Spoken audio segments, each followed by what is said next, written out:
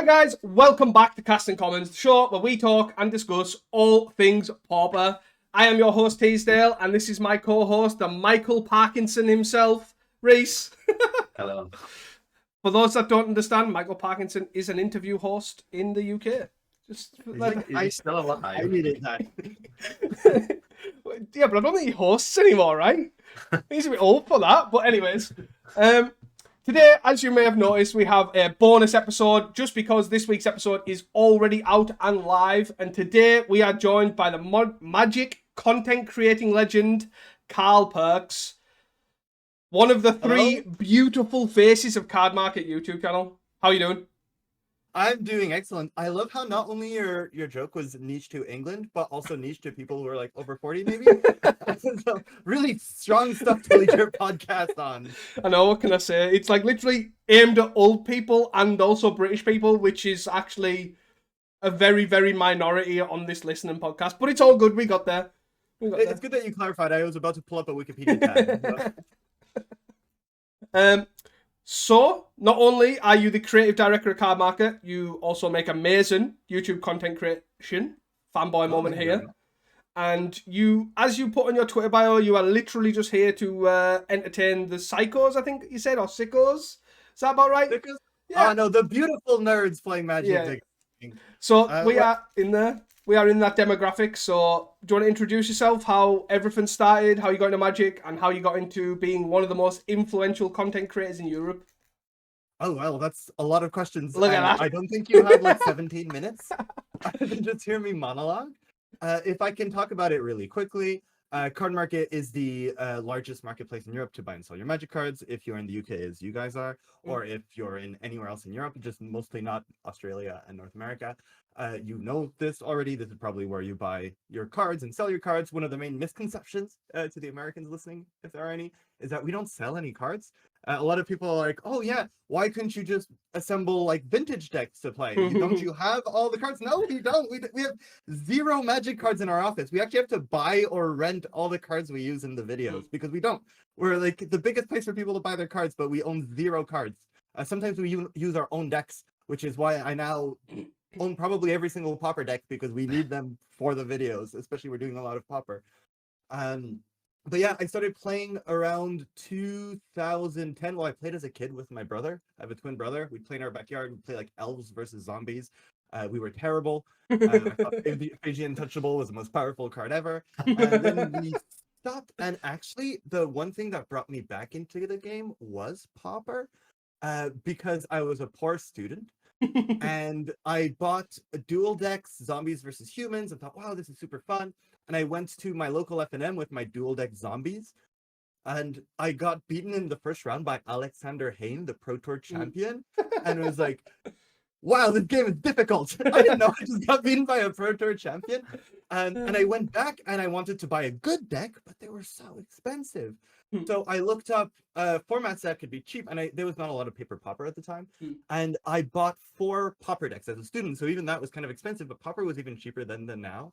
And I bought Infect with Invigorate, Cloud Post with Fisher, Affinity with Atog, and I forget the other deck. It would never win a single game because the other decks it was playing against were so powerful. And I was like, wow, these Magic cards seem pretty good. I didn't know that even then when I'd go to Standard, the decks would actually be weaker than the ones I was playing with that I spent so little for. But yeah, then when I was living in Berlin, because I'm not from Germany, I'm from Montreal in Canada, and I moved to Berlin for other creative reasons. I just wanted to adventure, and Berlin was more exciting than France, which is the city I would normally move to because I speak French. But Cardmarket was looking for someone to manage a YouTube channel, but at the time it was just people sent in videos that they would make at home. And then they would send it to us and we would upload them. And after posting these videos, I mean, the people making these videos were super nice, but the content was, there's no reason to watch some nameless guy talk about the legacy metagame if you could listen to like LSV or Andrea Mengucci talk about the legacy metagame. So I called up our social media manager, Yamin. You might see him in the videos as well. He's the really long one. And we were like, oh, let's just play some paper Magic. And at the time I didn't have a team, so we would play the game on Tuesday. I would run home I would barely sleep until Thursday when we would release the video because I just spend the whole time editing it, and then I spent the rest of the time trying to assemble the cards to do the next video. And through that, it grew, and Cardmarket saw that the YouTube channel, instead of just being a like fun side project, could be used as a good marketing tool, which is where I am now, where we have a Pro Tour champion, Talav Zeverin, who joined on. He was a guest at some point. Now he's an employee. We have Yaman making videos. We have some editors. I still make most of the videos, but and here we are trying to make people enjoy Magic in a different way, trying to be creative with the cards, and recently trying to push Pauper a lot. So I guess that kind of stems me to a big question that I did want to ask: is what is the dynamic between you three? Obviously, like Yaman and Ralph. Obviously, is it you pitch the ideas, you basically tell them, or is it a collaborative thing, or is it one does one project, one does another project, and you all come together eventually, or how does it work? Because obviously there's 3 years on there, and well, the 3 hosts. So Yaman actually has an entirely, completely separate job. He manages social media, so he makes the posts. He comes up with funny post ideas and stuff. So he has almost nothing to do with YouTube. I just will plan a video. I'll show up. I'll be like, read this, and then we'll play a game of Magic, which he's great at. He's wonderful. Like, this sounds like I'm saying, oh, Yaman has nothing to do with it. I think the success of a lot of the videos is just Yaman's pure charisma and his talent with Magic the Gathering. But he participates in the YouTube channel like maybe 2 hours a week. It's not really a part of his daily job. He does other stuff, and then he comes and films some videos. We have a great time. I love hanging out with Yaman. We also just like on weekends or evenings, sometimes Talav, Yaman, and I will play board games together and stuff. It's like we actually are friends, but sometimes we'll just film us playing Magic for a few hours, and then I go back and edit everything, and then I go and I plan the next video. Talav is a funny case because he used to just not have anything to do with Cardmarket. He was a co-owner of one of the first Cardmarket stores. So Cardmarket's a funny company because it didn't start as a venture business idea. It started as 2 college guys who didn't know how to sell their Magic cards. And they're like, let's just make a website so you can sell them to each other because it's less expensive than buying them from the US or whatever. And they made it, and then they expanded the company because people also wanted to buy and sell their Magic cards. But they needed a store to sell their cards on, and they called it Karma Crow. I don't know why. It's not a very good idea. It doesn't like sell Magic the Gathering as an idea. It's Karma Crow, but they called it that. And when they sold it because they had Cardmarket, didn't need the store anymore. Todd was one of the people who bought that store. So they had the biggest and first card. They were like, he was co-owner of the first Cardmarket store. And we got in contact with him because we needed to borrow cards, and they were in Berlin, and he was already with Yaman. So we invited him as a guest for the first time, and then he had a good time. We actually didn't even pay him because at the time I didn't know I didn't really have a budget, so we just kind of were like, please, can you come? And then he kept on showing up for a few other ones because it was an easy guest to have because he's a good time, and he was already friends with Yaman, and he was lending us the cards. And then eventually I was complaining that it was a lot of work to manage the whole channel on my own, and I had to make shorts because like TikTok form content was starting to become popular. And I was complaining, we're at a cube draft, and I was complaining that, oh, I have to make all these shorts now. It's really exhausting. And he was like, oh, I'm great at talking. Do you want me to yell at a camera for like an hour a week, and then you'll snip it into bits and post them? I was like, that sounds like a wonderful time. So we kind of came up with a contract, and then just recently he was actually hired as an employee and no longer just a poor friend we're dragging into videos. And now he manages stuff. We're doing a lot of traveling. We're trying to push events. We've been going to a lot of like especially Pauper events. We're trying to film content at these events and then publish so that people want to go to the events. So recently he's been working a lot with like booking the flights, organizing the events, reaching out to content creators to work with, and doing a lot of stuff to take that out of my hands. So usually when we make the videos, it's sometimes Talad for Yaman will have an idea, but most of the time I'll plan out the next few months of videos. I'll pitch ideas to them. They'll say no to a lot of them. They'll say yes to some of them. But yeah, it's mostly, it's weird. It's like my channel, but it's not my channel because it's the Cardmarket channel. They put all the money into it. They throw me some editors, but it's I have a very peculiar and I think privileged job where I get this big budget. Most YouTubers have to go and post videos while losing money for like a year or two before it ever gets traction. And I got to come in, although we posted to no one at first. I still got to show up and get a budget. Well, I got a budget pretty quickly after I started making videos and got a studio. I wanted to get cameras. They got me cameras. YouTubers don't usually have access to that. So I got the privileged position of starting a job where they're like, here, you get all the equipment and you get a salary and you get to manage a YouTube channel. Oh, wow, it's pretty impressive, yeah. Nice to do. Yeah, it's pretty mega. You say obviously recently you've started to push Pauper. Where has that sort of came from? Have you just seen obviously the success of Paupergeddon and how it's grown, or is that something you've come up with yourself?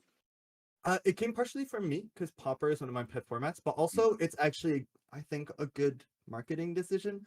For many reasons. We have sales data on Cardmarket because we see everything that people buy and sell to each other. And we're seeing that modern cards are like not selling as well as they used to. Standard, obviously, we all know, is not selling as well as it used to.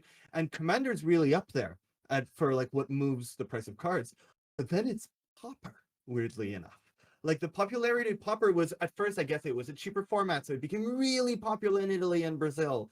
And recently, I think more and more people, a lot of people port to Magic via arena or content these days. There's not the thing it used to have where it was really, really popular in the 90s and people are kind of still living off of that. And then there's a competitive scene, but it's moved away from the competitive scene. And a lot of people are coming in via YouTube or arena, which has 5 million active users, which is insane. When like MTGO has like, I don't know, 10, 20,000. 5 million is a lot. So a lot of people pour over, and if they look, the main paper formats are no longer standard. And Modern and Pioneer are really expensive for a hobby. You don't go like, oh, what's this cute board game you were playing? Can I get myself a copy? Oh, here, it's 450 euro. Or I guess in that case, 370 pounds.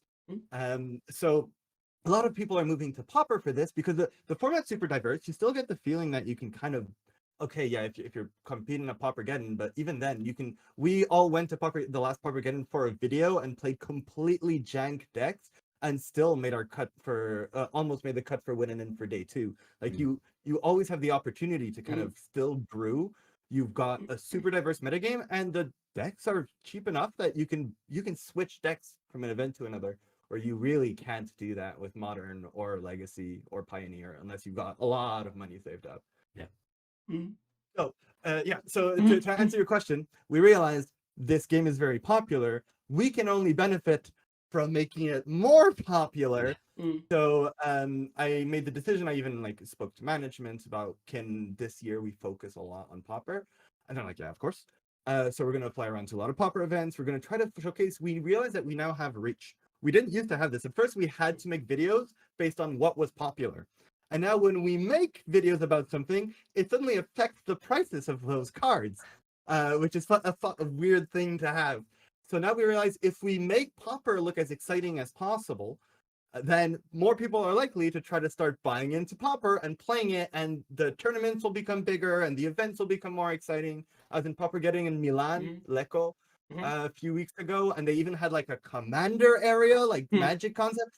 Actually, yeah, I will get to Lecco and that Paupergeddon in a second, but it blew my mind how big Pauper is becoming. Even the local monthly events in Berlin are growing. They're capping at 60 because they can't fit more people in the rooms, and they would probably get to a lot more. They're looking for bigger venues. Everything is growing. Like Paupergeddon started with 50 people events. The first Paupergeddon was 50 people. They capped at 750 because they couldn't fit more people in the room, and it was in a tiny town in the middle of nowhere that was impossible to get to. So I really think it's a really good moment to kind of push and try to help grow with the format, because I do think it could eventually become one of the biggest 1v1 format, if not at least like one of the bigger ways people play Magic. Which is great to see to me, because I obviously love Pauper, and Pauper's basically my only format I play at the moment. And yeah, it's definitely like we've found that as well. Obviously, we have a Northern Pauper Open, which is in Leeds in England.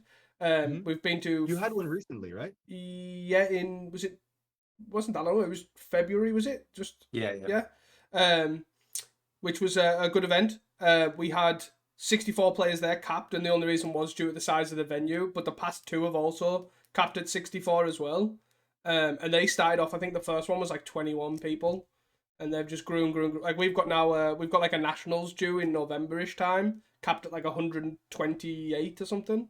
So we're hoping that that's gonna, explode. Can I ask you? Because one thing I found that's really cool about Pauper is that it has a bit of a magic as Richard Garfield intended for many ways. But one of the ones I like about it is more so than Modern, or I guess Standard. I don't know. I haven't followed Standard.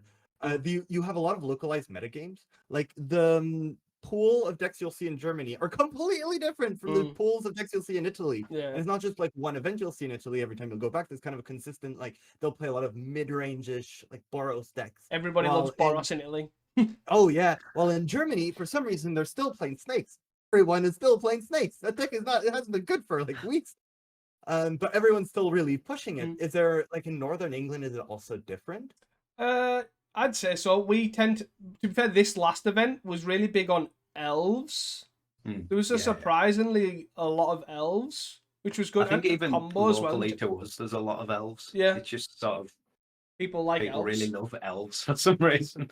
Well, my theory for this is that if the format is growing and new people are coming into the format, especially if they haven't played for a very long time, everyone loves elves. Yeah. Like, elves and goblins, oh man, people love those decks. So if they come in that Moto Black Control and Turbo Fog, yeah, like you'll always get people trying to join and force those. And elves is actually surprisingly not that bad. Yeah, it's decent. Yeah. We recently we just launched the first episode last week, but we're making a best deck ever series for Pauper. We've done 2 before, and well, you guys were part of it actually. Reese, you piloted Cold Death or Red. Yeah. And we all had this betting pool. It wasn't money, but we were just like our speculation for what would make the top 8. Elves had, I think, almost 0 votes. Goblins had 0, and Pestilence had 0 as well. And both Goblins, Elves, and also Pestilence all made the top 8. They defeated decks like Delver with Daze and Agash and stuff. It was insane. I don't know how they did it. Well, we had Andrew Weber, from what you just told me, from the Pauper committee playing Goblins, and he piloted it really well, I guess, because I don't know how Goblins from 2010 made it, but Cold Death or Red didn't make the top 8.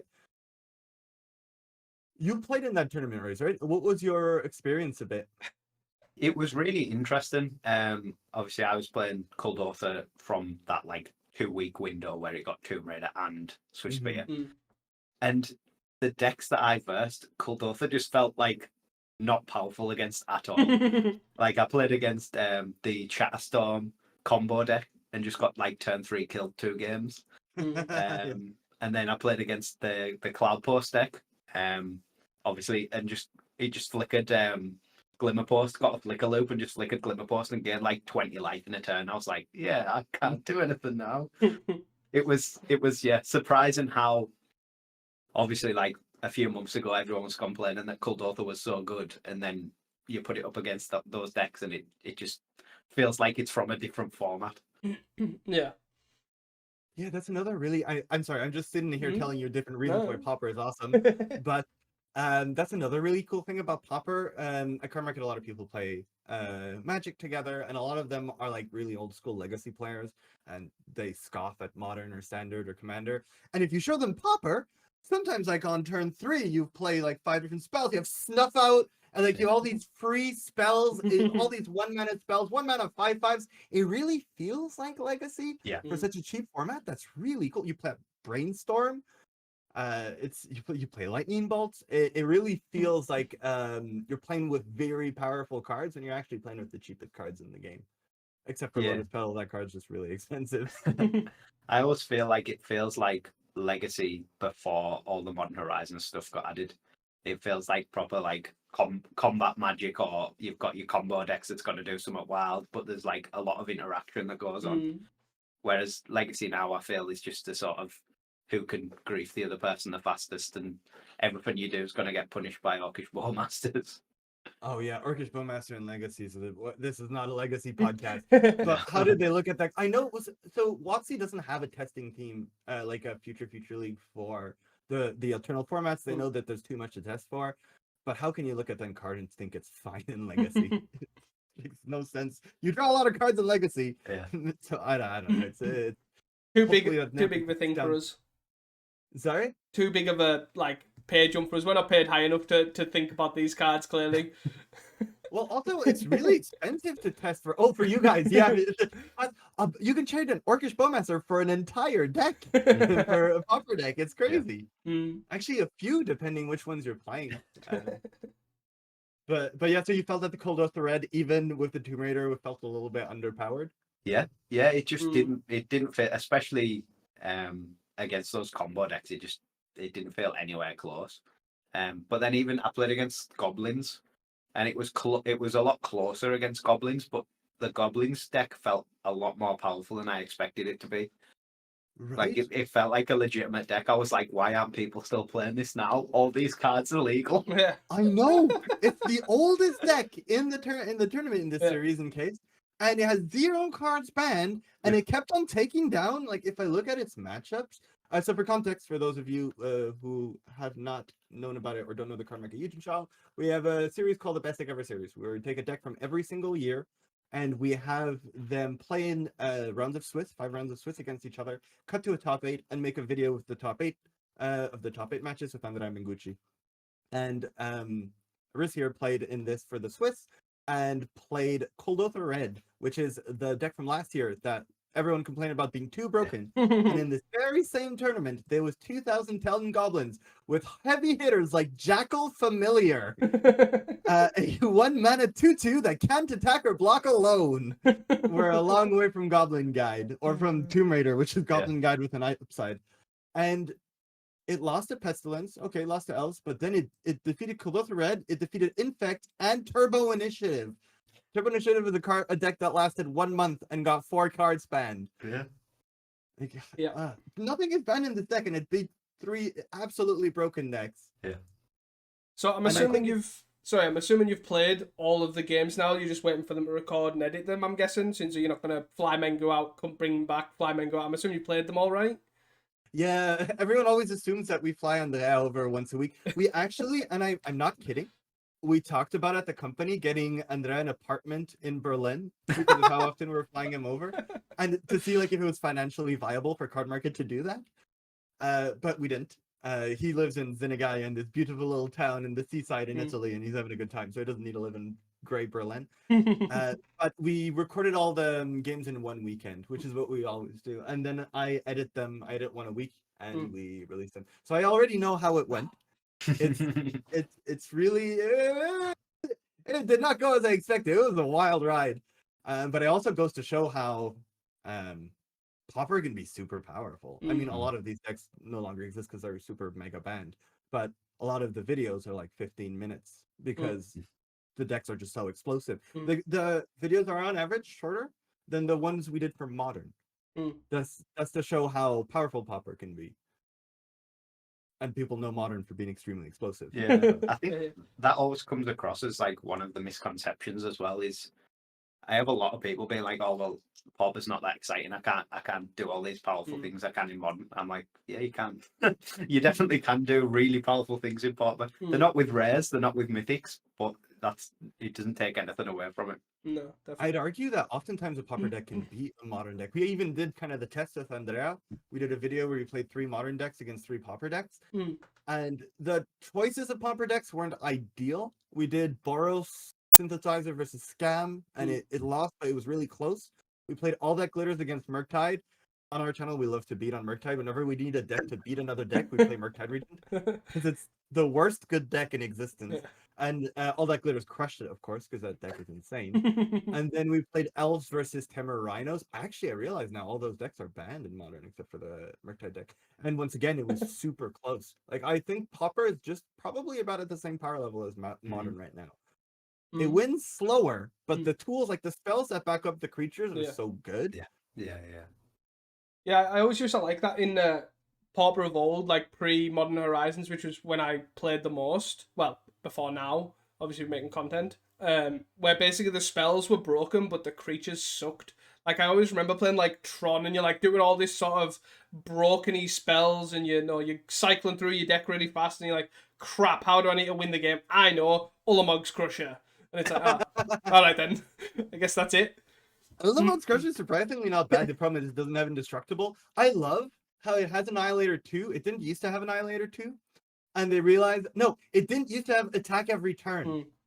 And they realized people were playing it defensively, or just playing it and sitting back, and they're like, no, that's not how you play it with this card. It's supposed to attack. So they actually put the text has to attack every turn on it, and to show players that this is what you're supposed. This is how this card feels good when you're playing it.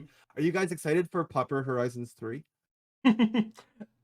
Dubious. Yeah. Dubious. Always excited for Shift Up, but it's always a turmoil time. Like, especially if they make something like Astrolabe, or if they make Even things like Ephemerate, like that card's still super strong, but just under the radar of everything else, that's super strong. I mean, Familiars is still very powerful. You guys play mostly online, so and I guess online it's a lot harder to play. I tried. I timed out almost all the time. But in paper, I would say Familiars is probably one of the most powerful decks right now. Actually, at the Paupergeddon in Milan, it won, and I think there was quite a few copies in the top 8. There was definitely some in the top 16. If not, Top it was 16, it was definitely it was very well positioned. It's a very strong contender for paper Magic generally, anyways. Big fan. It's also a super fun deck. Yeah. I mean, you get to make a lot of decisions. It feels powerful. You have this big infinite combo, but it's also challenging to play. I'd recommend it if you're going to. Actually, no. If you're starting Pauper, no. But well, no. you guys know Pauper very well. Yeah. But if you're listening and you're getting into Pauper, don't play Familiars. But if you're a veteran player and you only play online, so you don't know what to play at a paper event, I would really recommend playing Familiars. It feels strong and there's a lot of decision trees. Yeah, definitely. The new Modern Horizons is coming out, which, as we all know, because they will never be able to print a Pauper Horizon set, just financially it won't make any sense for them because the sets are so expensive to produce, and they can't sell a Pauper only booster packs for the price of regular packs. Everyone's going to be upset. So luckily, we have this nice vehicle to sneak Pauper cards into the format, which is Modern Horizons. That is Commander products. Yes. Which also have been coming with tons of mistakes, like Initiative. Unfortunately, we don't have any commons yet. Yeah, I never understand when the Wizards' argument is like, "Oh, well, we can't make any money, we can't sell these boosters for the same as regular boosters." But then they come out with a product like Aftermath that's got 5 cards in and is the same price as a regular booster. Well, that was a huge mistake. You know that the most recent set, the Outlaws of Summoner Junction, there's 2 bonus sheets. There's usually only 1 bonus sheet, right? And there's 2 of them because the whole other bonus sheet was an entire Aftermath set. And when they saw how poorly Aftermath sold, they're like, nah, we're just folding this into the Junction set. But they're willing to make that mistake, so they could make that mistake with Pauper Masters. Yeah, well, now they know it's a mistake. Mostly because, like, commissioning all these artists and getting someone to design the set. And it's not just printing, because the physical cards are actually probably one of the cheapest parts of producing Magic the Gathering. And the distribution and stuff is very expensive. But making a Pauper set would probably be a great idea for them, because it's a great way to get people to buy packs. Because all of the cards, that's one of the cool things about playing Pauper, is that you unlock the first 10 cards in a pack. Because they're suddenly exciting. You could get a bunch of staples. But the problem is, if they sell them and the average value, right now they have to kind of loot box it. Where that's why they're adding more and more like alternate art cards, because there's no way that they can get you to pay for just the value of the cardboard. And the cards are super expensive to produce with the teams, the creative teams, the artists, the people that are playtesting, the people that are designing the cards. They take years to design sets. So it's a product that's weird because the actual physical paper product you're buying is so cheap to produce, but the design behind it is so expensive, so they have to price it that way. That's why they need the secondary market, because without a resale value to these cards, they're just selling cardboard, and then people feel like they spend a lot of money on worthless cardboard, which is why they can't do a Pauper Masters, because then people don't feel like they can resell the cards. They feel like they lost value, but they still spent the same amount of money. It costs them probably as much money to make a Pauper Masters than a Modern Masters, but one of them has way more resale value. Which is why this is maybe where the whole Pauper event deck idea comes in, where they just use all reprints, just make X top tier Pauper decks and just sell them at like 30 quid a deck. I wouldn't be surprised if that would happen. Now that they've very little investment format. I feel like they could sell them for like 20-30 euros, so like I don't know, a 17-ish pound to 25 pounds or something. And I feel like people will still buy them because you have like the whole product together. It's like buying a board game, even a cheap board game, right? And then you can go to your tournaments if Pauper becomes more popular. Also, one of the things is WotC is always operating many years in advance, so there's a chance they've already been developing them. Similar to the Pioneer ones, to be fair, isn't it? But same concept. But as you say, obviously Pauper must be up there in popularity for 1v1, so no-brainer for them, really. Free real estate, as one would say. It's also a lot easier for new players to pick up, because those event decks are mostly made for new players, or someone, mostly made for new players, someone to get them into the format because they only buy one deck and then they can play. And Pauper is good for that. We've just been going over Pauper's greatest hits here, because Another cool thing about Pauper is that the cards don't have too much text compared to like a lot of the modern things where it's not even that the cards are less complex or the gameplay is less complex. Commons generally have less text because they made them to be drafted. Mhm. So a new player can pick up a deck and still kind of figure it out. Of course, they won't be able to play like Flicker Storm or something, but they will be able to understand what the cards do a lot more. I don't know why they did the Pioneer Lotus Field deck. I don't know if you guys saw that. They made they made Lotus Field combo as a Pioneer precon. And the amount of new players that bought it, I was playing a lot of Pioneer at the time. The amount of people would come and then they didn't know how their deck won. Like they would just be looking at the pieces and they wouldn't be able to get to the end point of the deck. It's huge feel bad. So I hope they don't do that if they do the Pauper method. What would you put as the Pauper if you had to pick 4 decks that would be accessible for new players but exciting in the Pauper metagame right now? What would be your 4 challenger Pauper decks? I think especially for a product like that, you want to choose decks that last as well. So my first thought would be White Weenie is probably a safe choice because it's good now. It's been good for a long time and it's easy to get into. And then probably something like Kuldotha as well as like a opposite to that. And people like aggro decks. Yeah. I would probably go with some like Typal deck like Slivers as well. Something that like gets like or Elves. Something that has a lot of appeal to a lot of people. And go, whoa, I know what to do with these decks and all this sort of stuff. They might not necessarily be the best, but something like that. And then I'll probably pick something a bit more mid-rangey, mid-rangey control-y, something like Blue Black Fair or Blue Black Terror maybe. Yeah. Oh yeah, Terror would be a good deck for like it's really linear, so it's kind of easy to understand and it feels powerful. I remember I played Frank Karsten's. I taught Frank Karsten. Well, taught him to play. You never teach Frank Karsten to play Magic, but we were waiting for other people to finish videos, and I was like, I will show you Pauper, and we played. And I was playing. I forget what he was playing, but I was playing Snakes, and there was just one turn where I tapped 3 mana, I brainstormed, cast 2 5/5s, and snuffed out his creature. And he was like, "We're not playing Pauper, we're playing Vintage. What is this?" So that's a really fun one and also that would reduce the price of Snuff Out. Yes. Because that is very needed right now. You'll know more than us. Is Snuff Out expensive in paper now, even after the Doctor Who reprint, or is it still high? The problem with the Doctor Who reprint is that it's not in a like widely sold product, and people don't see the art. Yeah. Snuff Out right now, if you look at the Mercadian Mass version, it's still about €10, and that's because it's on like the price average, and that's because there's a lot of destroyed ones. The crazy thing is the foil one. The foil one is currently €140. Do you have time for a fun foil Mercadian Mass fact? Yeah. Okay, so Frank Karsten's second game of Pauper was we're recording another video and I was recording this one and I had lent them my Pauper decks. So they had I think it was Andrea was playing my Snakes deck. And what happened is I ordered the entire deck from a power seller because in Cardmarket there's regular sellers like you, and then there's power sellers who that's basically their job. They open a store and the store is mostly just selling on Cardmarket. And I ordered the entire deck from a power seller. All not foil, all normal. And I guess they saw that some of the cards were missing that they didn't have in. Usually they message you and be like, is it okay if I remove some of the cards of the order? I don't have them. But they saw that they got it shipped to Cardmarket, which is my hypothesis, because a lot of the cards they didn't have, after all, they just put in foil. So Andrea was playing with my deck and he's like, holy hell, Carl, how much did you pay for this Snakes deck? And I'm like, what do you mean? It was like €40.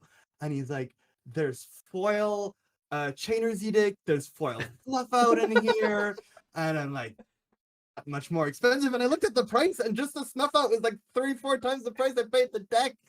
And my hypothesis is that they didn't have the cards, but they didn't want to message literal Cardmarket saying, "I'm sorry, I don't have the cards you ordered." So they just put the foil ones they could find. So that I got a very valuable deck there. Yeah, it's a pretty big perk. Perk of the job, innit? Yeah, exactly. Putting Cardmarket as the shipping address for a Cardmarket sale.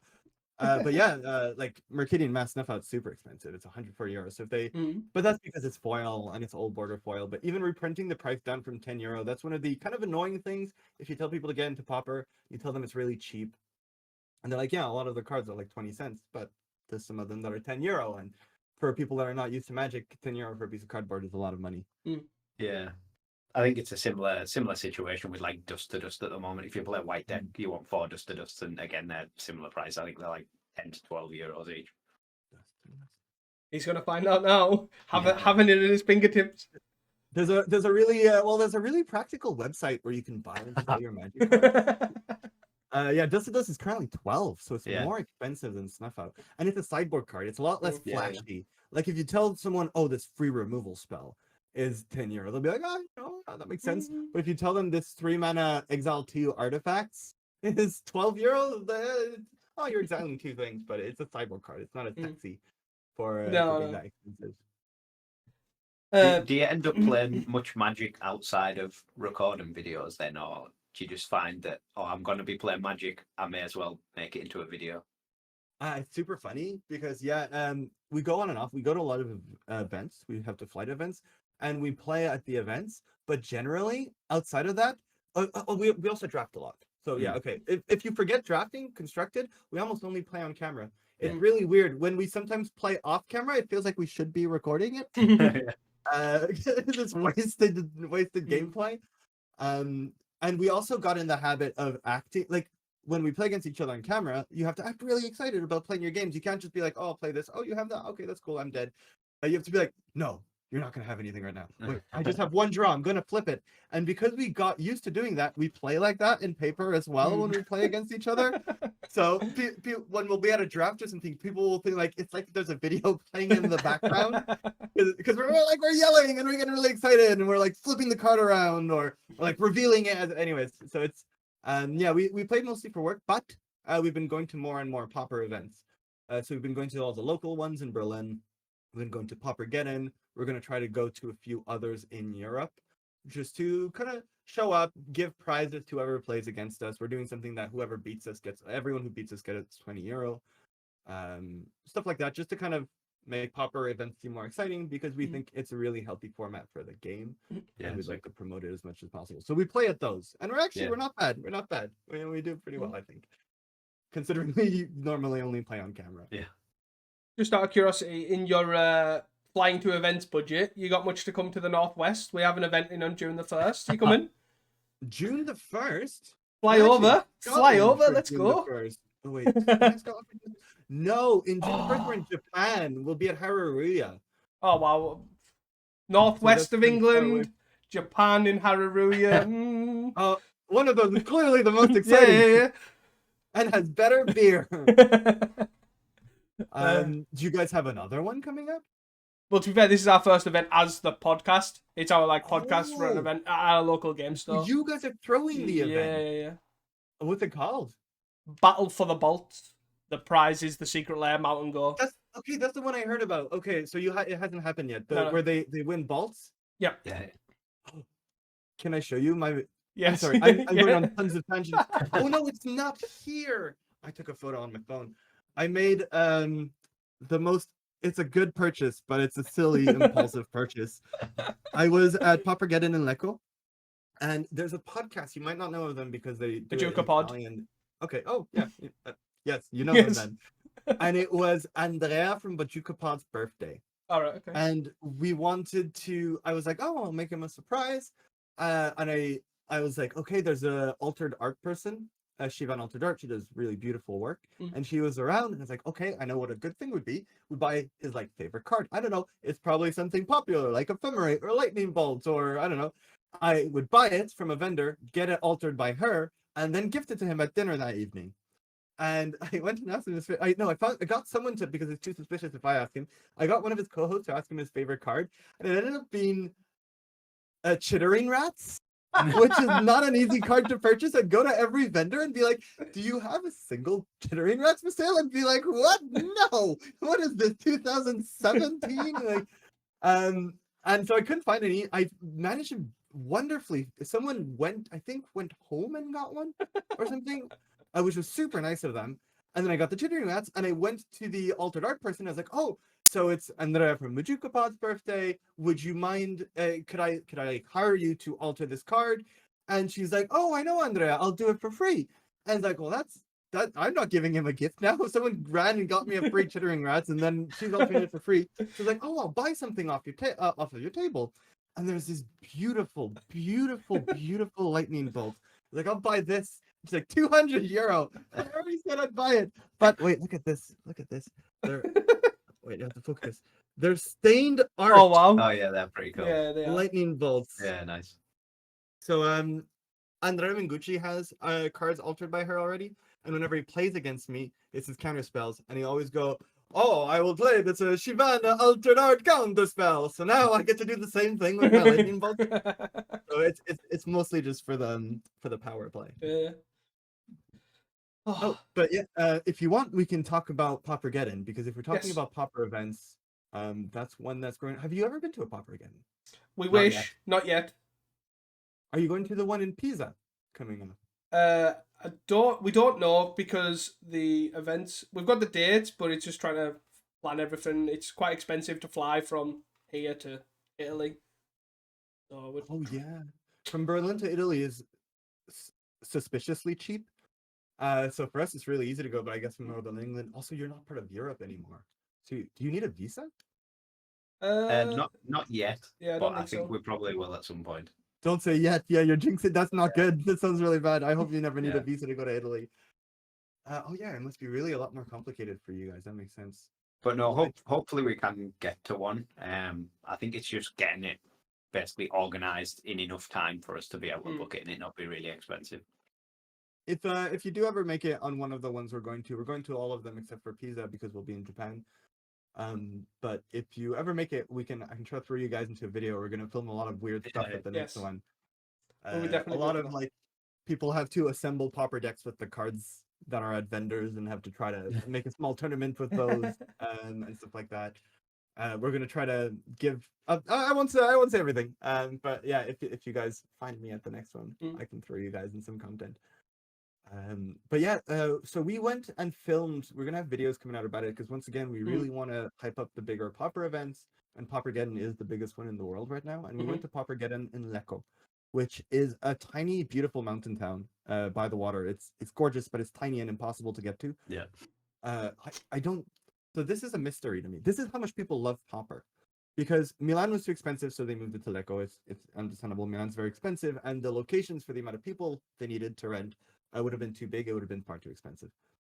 So they moved to Lecco, where you have to not only fly to Italy, but you have to actually then go to another town from your airport. You have to like take a bus from the Milan airport to a town, to a little village, and then take a train to like this middle of nowhere, beautiful but really lost in the mountains village. That was at the time. So I think the city is like a few thousand people. So like 10% of them were Pauper players. And you had to go to this tiny village, and yet they had this huge room, 750 people in the main event. Signed up for the main event, and then there was a bunch of other people for like a command zone. A bunch of people just came to show up and see what Paupergeddon was like. It was bigger than the modern LMS, official LMS that was that weekend in Prague. And Prague is a city that gets a lot, because we were talking about a city that's not easy to get to. Prague is very easy to get to from no matter where you are. Like a lot of places fly to Prague. It's cheap. It's getting more expensive, but still, it's always one of the more big popular events in Europe. And still, the Pauper event had more people than the big sanctioned modern event that fed you into the Pro Tour, which was unbelievable to me. And the vibe was incredible. There's a lot of vendors. It felt like a tiny Magic Con, but with more based people, because they're Pauper players, so they're here for a good time. So that was a really, really big success. And I'm hoping that going forward, Paupergeddons are going to be bigger. And if they get bigger than this, I mean, it's like a third is a little ambitious, but it's maybe a quarter of a Magic Con. So it's really approaching the size of the biggest flag post events they have around the world. Yeah, Paupergeddon's nailed it, really, haven't they? As you say, they started off as 50 people and just keep expanding and expanding and expanding. And as you say, hopefully one day maybe they do expand countries. That'd be obviously great. But obviously they do get their vibe, like the Italian vibe there. I do understand that it is there, and you know what I mean. Like they do keep that in there, and that's what I think. My understanding is that's what they try and want to keep. They want to keep the nostalgia of like or whatever of the Italian heritage and all that sort of stuff there? Because I believe they just bring food, is my understanding as well. People just bring food. I will tell you, it's the Magic events with the best food I've ever been to in the world. Yes. They have they'll have street food vendors that will come up to the event and like that they got for that will have incredible stuff. There was a booth on the Paupergeddon Pizza with a bunch of Magic players that just brought local food that they made themselves and were distributing it. It was super, super good. I don't think they will. I can't speak for them. I don't think they will expand outside of Italy, but I do think that there's a great opportunity for other organizations in other countries to potentially grow to the same size. Yeah. Which is why we're trying to support them as much as possible, because the bigger they get. One of the things we have to keep in mind is Paupergeddon is not like this big for-profit organization. It's not like they're making tons of money off of these events. It's Pauper players who are really... Shout out to Alessandro, by the way, who organized almost all of the Paupergeddon I went to Lecco, who it's just out of sheer willpower and passion. Yeah. It's not like he's paying this big salary and has this huge team. It's mostly just him sweating for weeks trying to get everything together, stressing out and hoping the event really... crossing his fingers that it goes well on that weekend, and he absolutely killed it. There was so many people, everyone was having so much fun. The metagame was so diverse, the coverage was wonderful. They're really doing a good job. So just all we need is people that are passionate like them in other countries or like in Northern England to make events that grow. Because one of the things Italy had is it had the Pauper players. Yeah. And it just needed an event for them to go to. So if you have Pauper players in England, then if you give them an event to go to, they will show up. It definitely sounds like Berlin also has the Pauper players. Is there a Cardmarket Pauper event in Berlin sometime soon? So we don't host events anymore because it's exhausting. We used to have something called the Cardmarket Series, and it was unbelievably expensive. And what happened is they realized the Cardmarket Series would have like 400 people. And when I started making the YouTube channel bigger, at some point they realized it was cheaper to make a YouTube video and it'd be seen by more people than a whole event that needed like 50 employees and cost thousands of euro. So they took all the event money and they just put it into YouTube instead, which is a huge vote of confidence from them. It's very nice. So we're probably never going to organize events. We tried to do one once and it killed me. I don't know how people do it. I don't know how Alessandro does it. It's unbelievable. And so we're trying to sponsor events to try to make them bigger. And the best way I can help is try to make videos about events or go to events and make videos.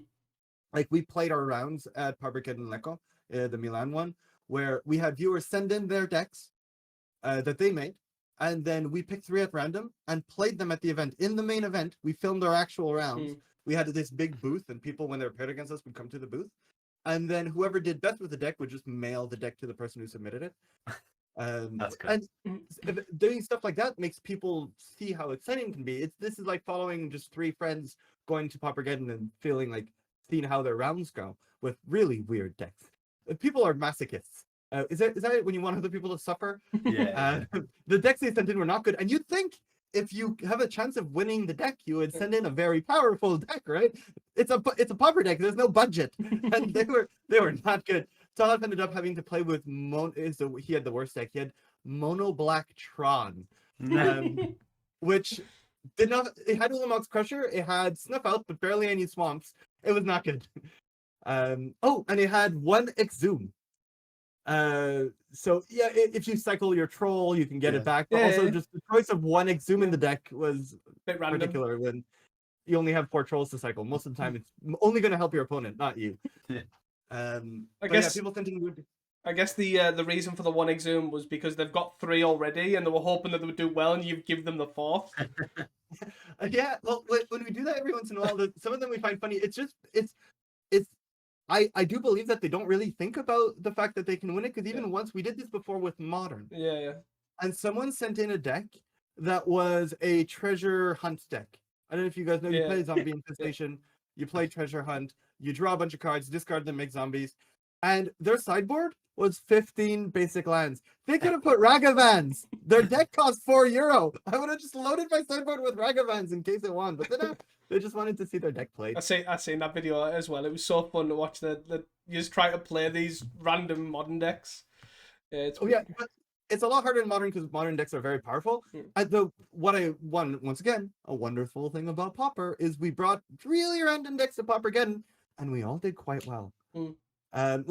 We didn't day 2, but we were all in the winning end, except for Dodge, because his deck was terrible.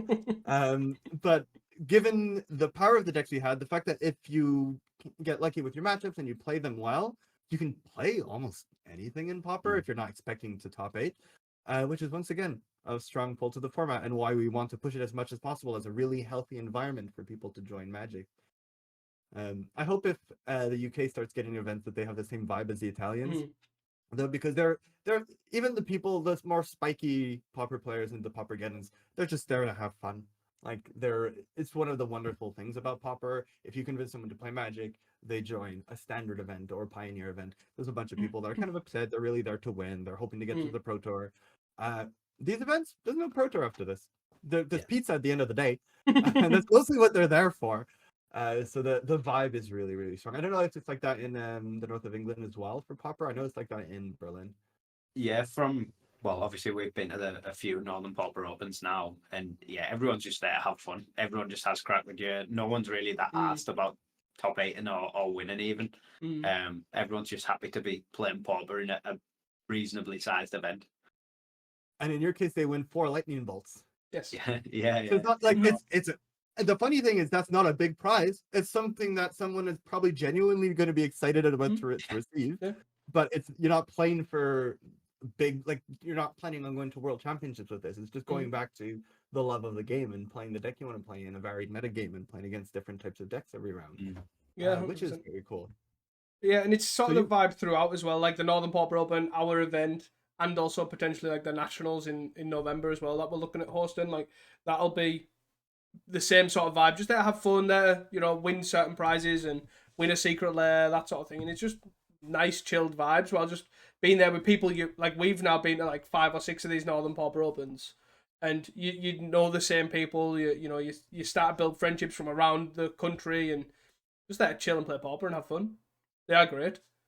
So did you call it the regionals or the nationals? Well, that's its current _name is Nationals. So basically the guy that hosts the Northern Pauper Open, they used to do like 3 or 4 a year. But now they're doing just that one that we've been to in February. And now they're not hosting anymore. They're going to focus on doing a bigger event because of the size. It's sold out the last 3 or 4 times at 64 players. They're now trying to aim bigger, and I think it's going to Sheffield instead of Leeds, so they can host a bigger venue. So hopefully we'll be after the same size of Paupergeddon in a couple of years. Fingers crossed. That's really awesome. I can picture one day there being like a intra Europe and UK where you have these big tournaments and they all qualify for like the pro version of Pauper. It's kind of against the nature of the format, but it would be so cool. Yeah, it would be good. Oh wow. I would that would be like my FIFA World Cup. Like I would watch the hell out of that. The Pauper Pro Tour. Yeah. To be fair, Paupergeddon for me is like that. As soon as Paupergeddon's on, my wife's just pushed to the side, go watch telly. Here's Love Island. I'm watching Paupergeddon for the weekend. So yeah, I understand. Oh, and they did coverage in English this time, right? They have for the past 2 or 3. I think they've started to realise that they've got a bit bigger. They've got like Callie from America, Sid and Rain, who did the I can't remember what deck he was on in the Best Deck Ever series, but I know he was hosting on Familiar Storm. Familiar Storm. The one that was in the first video that came out that did not perform quite so well. Yes. Oh yeah, yes, of course. It's one of those cases where Pauper is also one of those. It's like modern. It's one of those formats where you got these masters of very specific archetypes, and like Todd was playing it is a incredible Magic player. I mean, he's won a Pro Tour and everything. But even him, after kind of practicing with the deck, Callie watched the video and was like, well, I would have done this differently. I would have done this differently. I would have done this differently. So there's a lot of depth to these decks. And yeah, Familiar Storm is one of those decks where the ceiling of like how good the player can be and affect the matchups is huge. So I wonder, maybe, so that deck clearly didn't make first place yet. It got eliminated in the first quarterfinals. But who knows, maybe if Callie was piloting it, it would have won the whole thing. I think it's a really strong deck. But it's the same thing, I guess, when obviously Pestilence, like everyone joked that Pestilence was like one of the worst decks in the Swiss, in the like community tabs and things like that, but obviously ended up being in the top 8. But then you've got Kurt Linksey obviously piloting it, who's just a master at any meme deck. So perfectly understandable that you've basically gifted it in his hands. So obviously, he's going to pilot very well to the top 8. Well, in the top 8, it's piloted by Andrea Mengucci, who I would say is a pretty good Magic player as well. So it's okay. It's all right. But also, yeah, we had Bernas Torres playing the Goblins deck, and I remember it was such a cute moment how he went back and it's the first deck he actually used the deck from his first ever trophy. Like it's the first deck he trophied with that Goblins list, which Wow. is that's so sweet. Yeah. It's all full circle. So and then he brought it to the top 8, and who knows, maybe it does really good in the top 8. You'll find out. We're rooting for goblins. I think a lot of people are. Goblins is super popular. Mm. Like everyone who's played a bit of Magic back in the day, there's a huge kind of slice of people that played around like Odyssey, Legions, when Magic really started becoming very popular, like 8th edition, stuff like that, who remember Goblins and Elves being some of the most powerful decks. So when they come back, they think of that when they associate that with Magic. So of course those decks are always going to be popular, which is probably why Elves have played a lot in Northern England apparently recently. I guess on the topic of goblins, it's sort of a question that we seem to just ask everyone now. What do you think of the stickers in Paper Magic? And being legal in Black Border Magic, I guess. So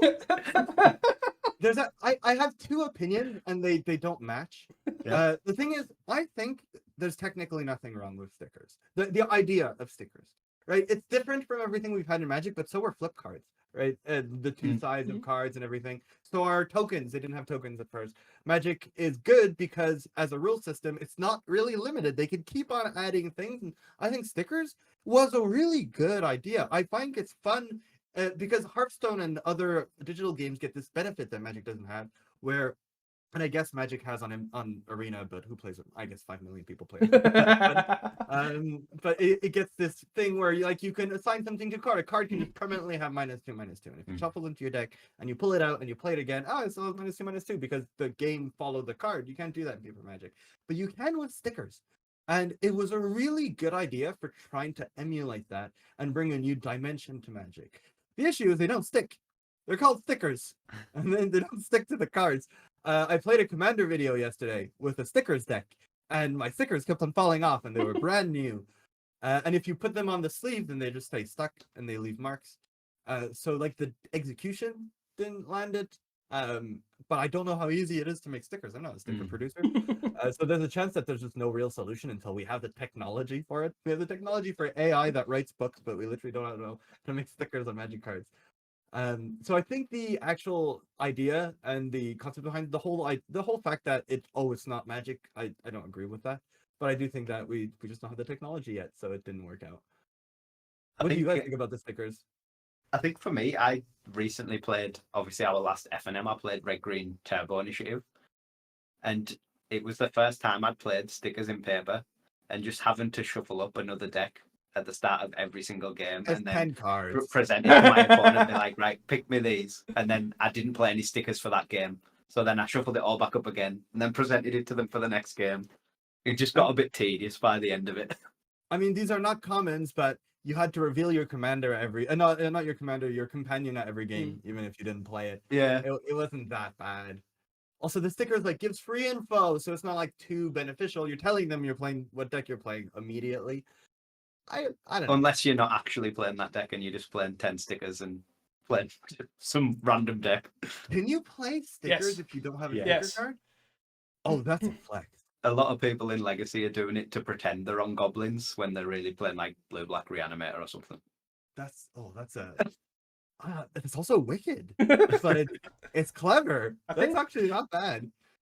I think it either wasn't the Paupergeddon just gone or the Paupergeddon before that. Adepto played Familiars, I believe, and just put 10 stickers in and had nothing to do with stickers. Didn't run any name sticker goblin, didn't run command preference or preference or whatever it's called. Just ran stickers, just shovel them up, present it to the opponent, and just played farms. Okay. I think that's genius. Yeah. Well, also, I think that says a lot about the Pauper format, because in other formats, for example, there's a whole Snowland debacle. The debate where for some reason, for some time, everyone was playing Snowlands all the time because there was no downside. You're only upside because you could technically bluff it. It was technically correct to only run Snow Basics. And so it's technically correct for every single person to run a Yeah. pack of stickers. Yeah. But most people don't do it because it's Pauper, which is great. The fact that that's kind of the reflex of Yeah. the Pauper player on average is really wonderful. Mhm. But now I'm gonna buy myself some stickers. I'm gonna go confuse some noobs. Google which is the best 10 stickers to run for Name Sticker Goblin, and then there you go. Away you go. So, Reese, you think the stickers are too confusing to shuffle up before the game, or at least too tedious? What do you think? I'm not fully against them, but I'm sort of against them more because of the exact same thing. It's just more effort than what you need. Like, you're getting to the point where, as you say, there'll be some formats where you're just getting more and more different side decks. You've got attractions, stickers, sideboards, companions. You've got main deck, and it's just like token boxes, dice boards. Like, you're just getting more and more outside game things you need to fetch, and it's just, yeah. But again, the cards are fun. Like, I know what you mean. Like, Name Sticker Goblin's fun to play, but yeah, I do ultimately agree. Like, a bit too much maybe. I guess an awkward thing with Pauper in particular that it takes away from is like when you cross it with Magic Online, and stickers don't work on Magic Online, so they do that really weird wording of Name Sticker Goblin that's sort of a different card and has like different maths to how much mana it makes. It sort of is a bit odd that it's then better on Magic Online than it is in paper. Yeah, there's always been one of the issues with Pauper because it's one of the formats that was mostly for the longest time played only on MTGO. Yeah. And it also just didn't have all the cards. Yeah. So when we're making that Best Deck Ever series, for example, it was really hard for us to find old Pauper lists for paper. Like, we're obviously one of the best lists would have had like Sinkhole in it and Hymn to Torak, but we don't know those lists because no one wrote them anywhere on the internet back then. So we had to play the MTGO lists, which didn't have them. We would need a better client online for Pauper. We know that arenas can't benefit from doing that. Everyone already has a million Pauper wildcards, common wildcards, so they'd all make every Pauper deck without spending any money. And MTGO it's a necessary evil, but let's not lie to ourselves. It's like playing Windows 1996. So it's not as inviting for people to play. We would need a good online platform that matches paper play. But one of the cool things of Pauper is it's really popular in paper. Yeah, definitely. So I guess leading on to obviously the sticker discussion, what's your favorite Pauper deck currently and of all time? It's always a good question, and I guess card. I like these questions because we do tend to ask everyone that comes on, what's your favorite deck now, currently, and card now and currently and all time? Sorry. My favorite deck is Turbo Fog. And I know no one agrees, but it's I'm to a point where I don't know why exactly, because I didn't do that much content with Turbo Fog, but people will actually at events hand me Turbo Fog decks, which I'm always very grateful. But I don't think they realize I already have so many Turbo Fog decks. I don't need more. But people will just gift me Turbo Fog decks. It's so much so that at a thing we did when we played decks at Paupergeddon, people got to send in whatever list they wanted. And for the first few hours, like half the decks were Turbo Fog decks. Because they knew that they would be making me happy if I got it. My theory is Magic is fun. And we're here to play Magic. So let's just play even more Magic by dragging out the game as long as possible. So I really, really like Turbo Fog for that reason. And I think just like the play pattern is very fun. It's like a control deck, but it doesn't do anything. It's like Mill in the way that it kind of sidesteps the plan for the game. And I think it's surprisingly powerful in Pauper. When I say that, I'm not saying it's powerful. I'm saying it's surprising that it's powerful, but it's okay. So I like the fact, once again, one of the cool things of Pauper is you can play some weird decks and have okay records with like Poison Storm. Don't know how Poison Storm wins games, but it does sometimes, and that's beautiful. So yeah, my favorite deck would be Turbo Fog, but my favorite card would be Cloud Post, because you can do some really, really broken things with Cloud Post. I remember it was one of my first Pauper cards where I really looked at it and I was like, this is not very good. And then I tapped it for mana and was like, oh no, I was wrong. This is very powerful. And like untapping it then does so much, and Pauper has so many good had so many good untappers, they banned most of them.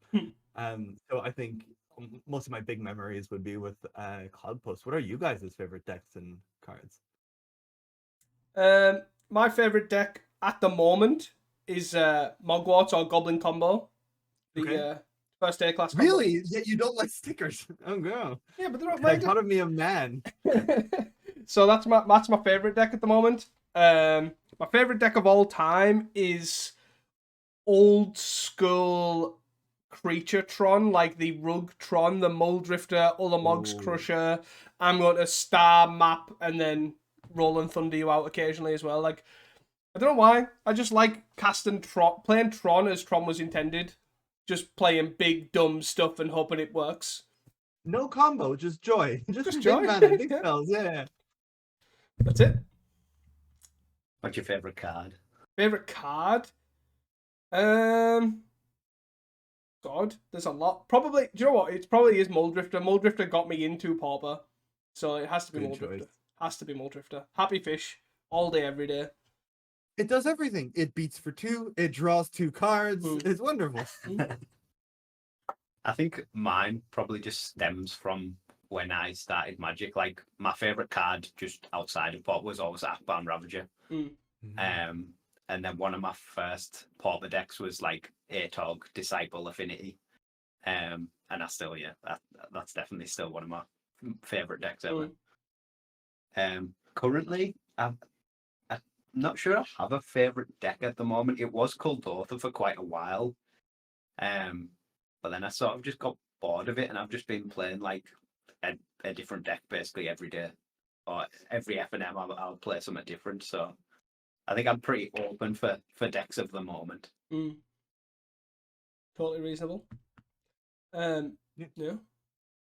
Can't go wrong with that. Once again, one of the wonderful things about Pauper is you can play a different deck Yeah. at every event because they're so Exactly. inexpensive. Even if you play Magic online, you save on your card rental service because you get the cheapest bundle. My Very card market orders are always coming through the door with new Pauper decks in. Yeah. Oh, see, that's also the problem with Pauper. The only problem.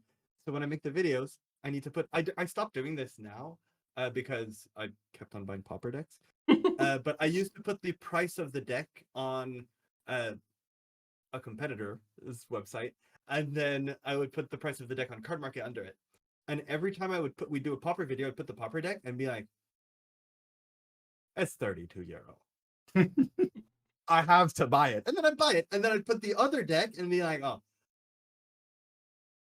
it's €26. And I can't be bothered to go find my brainstorms or like my prophetic prism before I was banned or whatever. Like I can't be bothered to go find them. So I'll just buy it again. So I just kept on buying Pauper decks and Pauper decks and Pauper decks off of Cardmarket because of the shopping wizard and I'd see the price.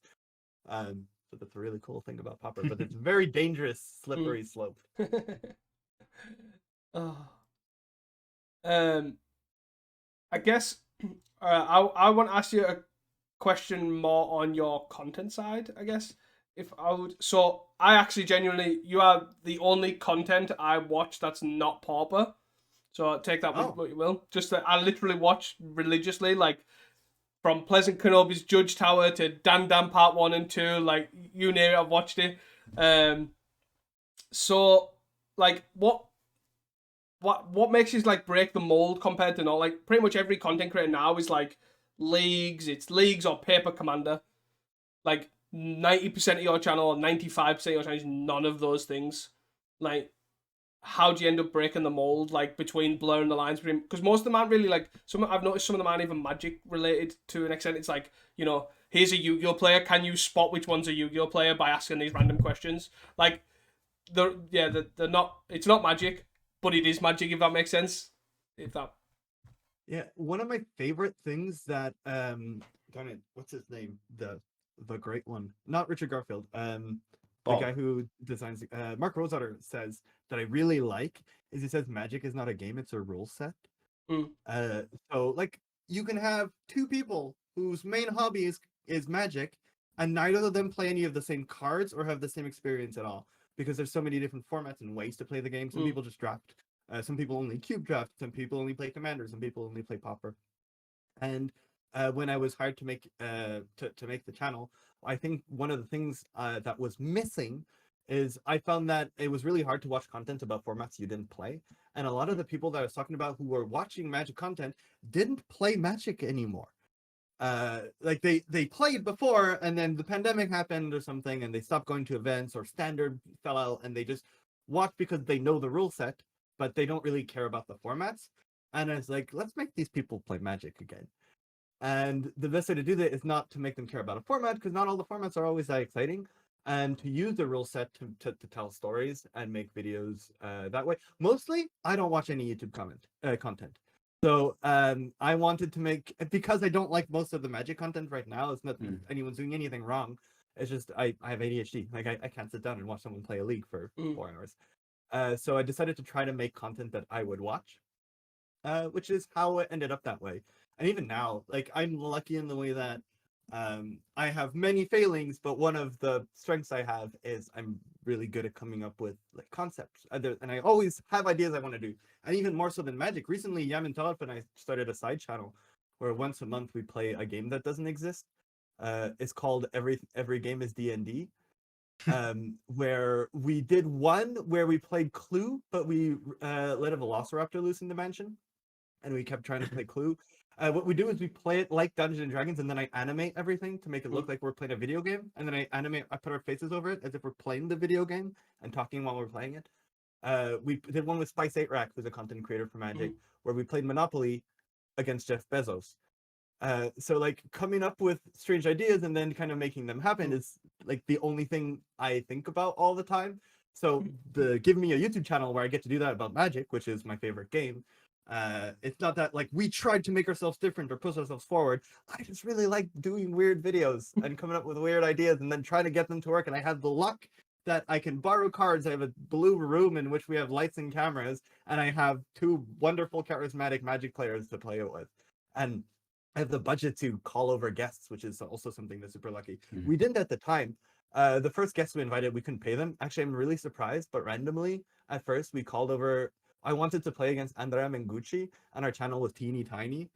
And he was one of our first guests. I just kind of was like, "Hey, Andrea, would you like to come play Magic?" He's like, why not? I didn't know at the time that he loves Magic so much that he'll take any excuse. But like at the time, I thought he like, did I make a mistake? Like, does he think we're paying him a lot of money because he's gonna be disappointed? So yeah, I get the luck that any like weird idea I come up with, I have the budget and the people around me that we get to make it happen, which is really fun. Which is why we end up doing some pretty wild stuff, and we have some really wild stuff coming up.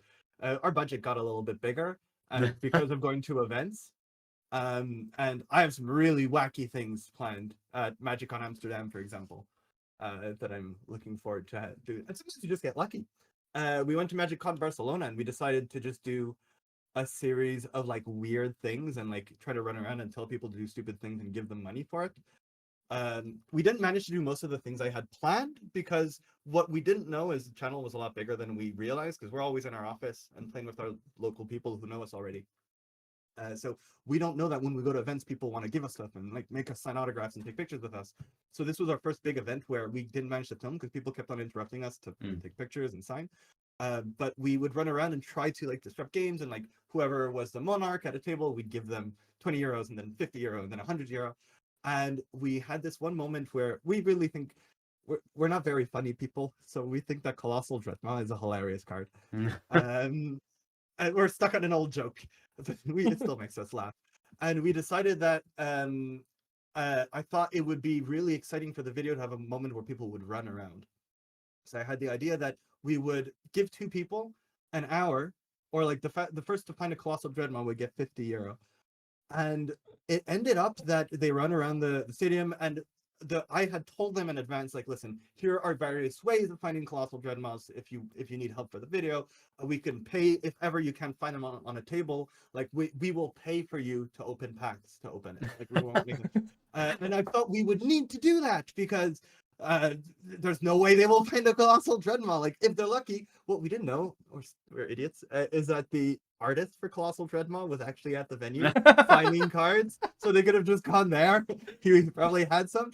But what they did is they ran around and they asked someone at a table, and was like, "Oh, I always carry a Colossal Dreadmaw in my wallet." And it made such a beautiful moment, so much so that now people walk up to us and show us the Colossal Dreadmaw in their wallet.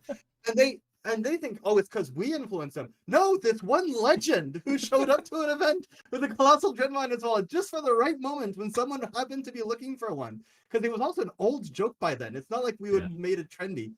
So it's a mix of coming up with ideas and trying to make stuff that I would watch, and then getting really lucky with having super charismatic friends that are good at Magic and stumbling upon. So this is one thing. Some people every once in a while will ask, they'll be like, oh, do you fake the videos? Because, oh, the moments are so exciting.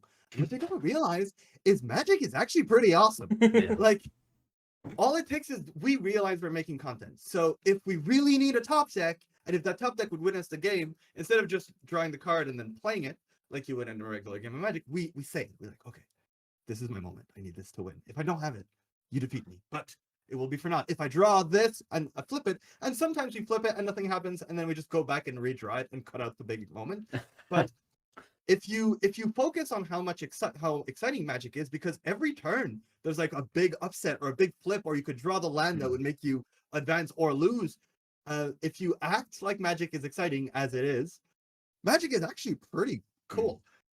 So you get to if you change the rules just a bit, that's it. We're not trying to make like these big exciting different videos. If you just change the rules of Magic a bit and put it a bit outside of its element, Magic just creates really exciting moments. Like with the stack and with not knowing what's in each other's hands and with weird interactions because there's 30,000 cards. I hope that answers your question. I forgot what the question was. Yeah, no, well, it does. It was obviously asking about your content because it's so unique, to be fair, compared to everything else. Oh, thank you. I Yes. try. You do try. But you did also answer my question on your new channel as well. Like, what basically, I wanted to know what made you want to create that other channel that's not Magic related, but you sort of answered that already. Well, yeah, it was Filipa Carola's idea. Uh-huh. Do you guys know she's the caster for the Legacy European Tour? Mm-hmm. I think it was her idea. We had invited her over to film content, and she was saying how like, oh, if you guys opened your own channel, you would kill it. And it's not that we want to like quit Cardmarket or do another thing that would be bigger. We're only posting once a month. It's just because there's so many ideas that would be super fun. Do you guys know who Magic the Noah is? No. So it's a YouTuber who he's got a funny story. He's one I like to tell my content creators, because content creators who make Magic must love Magic, because as soon as you leave Magic, you get so much more money. And he was doing videos where it was jokes about Magic the Gathering. And at some point he messaged us and was like, oh, I love your channel. And he was much smaller than us at the time. He's like, I love your channel and I want to try to do a game show, but it's not really Magic related. Like, you'll win Magic cards, you'll play Jeopardy and you'll win Magic cards, and then you have to play against each other with them. And we had like 7 card decks, so nothing happened. But the video did super well. And then he started doing more and more away from Magic, and now he has millions and millions of views. The channel probably generates quite a bit of money. And we host on his channel every once in a while. And all his games now, he moved away from Magic entirely, he kept the name. And all his videos are made in PowerPoint, and he just kind of makes up games. And like, we did one recently where we were answering Jeopardy questions and then moving on, or we did a very budget Lord of the Rings kind of, where we went into a dungeon and there was a goblin and we fed him to a trunk, and it makes no sense, but it's all played on PowerPoint and you just get to do whatever. And we're like, this is super fun and it's really low effort. But of course, I don't put low effort into anything. So we decided we would do the same thing, but I would just make an entire video game instead of just playing on PowerPoint. I would make an entire video game just for the 25-minute video. So every time, what we do is we call up our friends, because of Cardmarket, we get access to a lot of really cool, charismatic content creators. And then I would usually spend a few weeks coming up with a weird game. I will draw everything in the game. Or like, we did one in Animal Crossing recently. So I took a lot of shotting Animal Crossing. Which I don't know if Nintendo can put me in trouble for, but I guess you'll find out. Yeah, if the channel ever gets big. So far, it's not so bad. We're very close to getting monetized, and we've only have 2 videos, and we haven't really publicized it. Our plan is on the 4th one, we'll have Magic the Noah. The next one is with Spy 8 Rack, and then we'll have Magic the Noah, and then we'll start really trying to push it once we have 4 videos, because we feel like if someone goes onto a YouTube channel and there's 1 video, even if they like it, they're not going to stick around. There's only 1 video. But if they come in, there's like 4, there's like a promise that there will be more. So we're waiting until we get to our 4th video, and then it ideally would become a really fun side project. And also something that right now, all our content belongs to Cardmarket. So even though I put incredible amounts of work into it, if I leave Cardmarket, I lose all of it. So it'd be nice to have like my own platform on the side where I can also, if ever I leave or whatever, benefit from. And we have our own faces on, and if it gets bigger than the Magic channel, well, that's okay, because it doesn't pay salaries like the Magic channel does, and not the game that we all have in common. Well, it's any game, but you know what I mean. Yeah. We're not making it in planning. It's not for financial reasons. I'm actually planning on spending all the money we make out of it to pay people to help me make future ones. So Yeah, it's like a self-paying. It's something. It's like a hobby. Yeah. And we want to do a magic one day. One day. But they are entertaining. To be fair, the two that I have seen, they're pretty good. Very entertaining. But for someone that only watches magic content and generally only Pauper content, they are entertaining to watch. Yeah, it seems how like it. I've been hitting home runs here because it seems I've made only 2 channels and both of them you've watched proper content. So Maybe I must be doing something good. Maybe it's as I said earlier. I'm just fanboying. I screamed like a little girl when you said you were coming on. So it's all good. Oh yeah, of course. And I'm so grateful that you guys. Well, you had to leave last minute. You would have played, I think, 8 posts. Yes. But I'm really grateful that you guys both agreed to participate in the Swiss for the Best Deck Ever series. I'm very grateful, like that you took the time to do this and everything, and it really helped for the series. It helps add credibility, and because you guys managed to play, we have the footage of the gameplay that we can give to people, because they keep on asking for it every time we've done it so far. But it's really, I don't know how to stream. I barely was able to get on this Discord call. Right? So when we used to play it at the studio, but we wouldn't film them. And everyone was asking for them or claiming that we had rigged it, or I don't know. People just wanted to see. And now, thanks to you guys, we get to offer it to the people. Even you, TCL, you weren't playing, but I know you were helping out a lot in the chat and everything. Yeah. So, I really appreciate it. No, it's all good. I did the editing myself for that magical video of Reese playing, so that was all good. Wonderful. Yeah, it was about as most editing I've done at one point, so it's all good. As people will probably see on this very raw podcast. Yeah, it's okay. I think so far we've been doing pretty good. Yeah, no real hiccups. Touch wood. Anything else that anyone would like to add or say? Because I feel like I've kind of went through the questions and half of them you've just answered by speaking anyways. Yeah. So yeah, I was thinking that. So it's very good going. I think I've talked a lot already, so I don't know if there's anything else I should add. But if you are listening to this and you don't play Pauper, which I don't know how you got here, I recommend it heavily. Also, like I was telling you guys off camera or off recording, but once again, if you're getting into Pauper and you listen to podcasts like this, these guys talk about which cards are in which decks, why at certain points, and like what they think. You guys have predictions, right? Every week, what you think is going to become up, like hot takes and stuff. And this is how you get better at Magic. You listen to people talk about why cards are changing in decks, why decks are becoming less popular, as opposed to just hearing someone talk like me talk about how I make YouTube videos. So you guys are doing a very good, very, very good work for people that are trying to get into the format and potentially be better at the format.